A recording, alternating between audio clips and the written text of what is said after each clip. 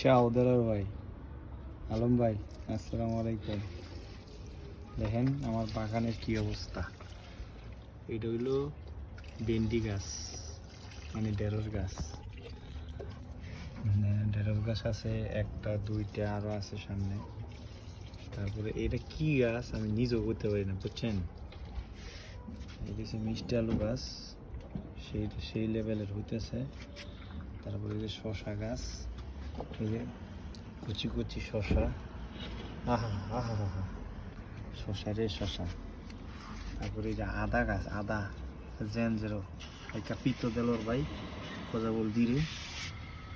তারপরে দিছে এই যে পেঁপে গাছ, পেঁপেরন চিনো আর কি, পেঁপে পিকান্ত,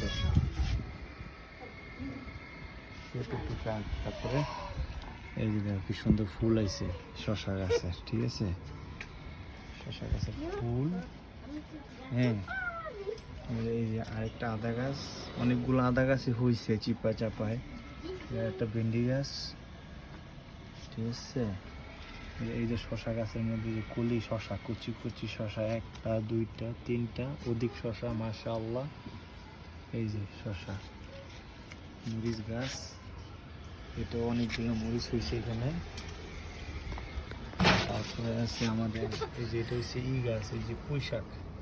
হ্যাঁ, শশাটা পছন্দ দেখে বেশি শশাটা লাগাইছি বেশি, এই যে শশা। তারপর হচ্ছে